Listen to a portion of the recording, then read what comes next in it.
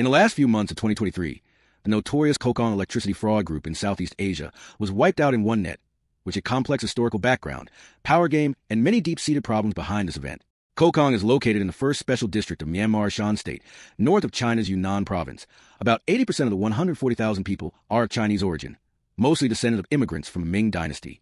The Kokong capital's Old Street is close to Chinese life, with renminbi, signs in Chinese and Chinese language communication. In the past, there was a flood of electric fraud parks here, and the means of fraud were mainly killing pig plates, fraud through phone calls, text messages, and internet social software. The park set off fireworks to celebrate the amount of fraud. The explosion of 9 rings means that the fraud to 900,000 yuan. The electrical fraud practitioners engage in criminal activities in the park.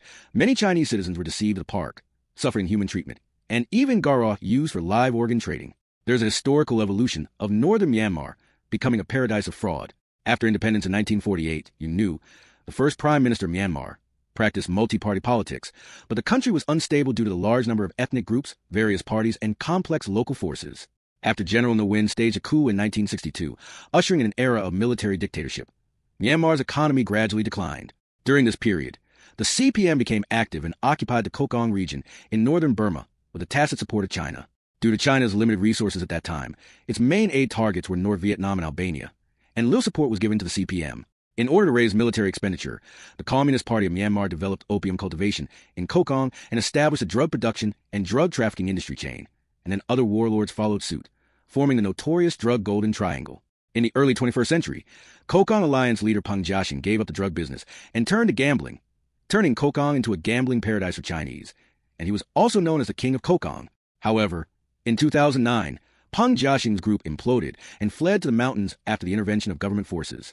After that, the Bowl for Great Families by Zhuoqing Weichaoran, Lu Jingxiang, and Lu Guishi rose.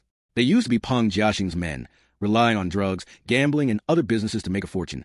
In 2018, after the new coronavirus outbreak, because Chinese gamblers could not go, they turned to telecommunications fraud, established the so-called Science and Technology Park, with high-salary recruitment as a bait, a large number of Chinese citizens to northern Myanmar, forcing them to engage in fraud activities.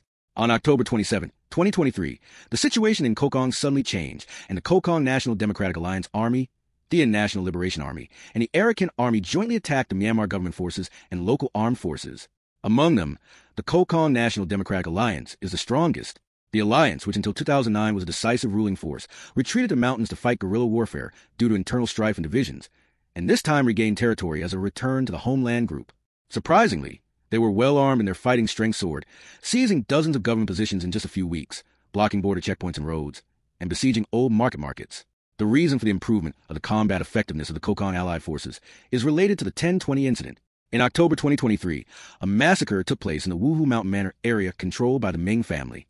At that time, the Myanmar military and the Chinese side were ready to cooperate to combat telecommunications fraud, and the Ming family planned to transfer the electrical fraudsters in the park, including for Chinese police undercover. The undercover plan led the deceived Chinese to escape, and the plan was exposed. More than 70 people were killed, and 4 undercover police officers were buried alive. The Chinese government was very angry when it learned of the incident, and dropped a large number of weapons and communications equipment into the northern mountains of Burma, which increased the strength of the Kokong Allied forces. There are many issues worth exploring behind this incident. On the one hand, China's support for the Kokong Alliance may have multiple considerations. First, to prevent the emergence of uncontrolled Chinese armed groups along the China-Myanmar border. The story of the Ming dynasty pirate Lin Feng illustrates the court's fear of such forces, when the Fujian sailors even cooperated with the Spanish against Lin Feng. Second, block the channel of capital outflow. In contrast, rescuing Chinese citizens from the electricity fraud park may be a third consideration.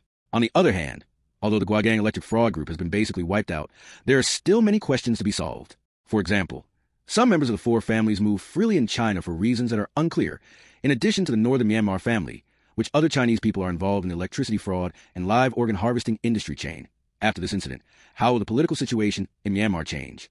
The destruction of the Kokong electricity fraud in northern Myanmar is only the beginning, and the subsequent development of the situation still needs continuous attention. The complex issues behind it also need to be deeply explored and properly resolved to ensure the security and stability of the China-Myanmar border area and the safety of people's lives and property.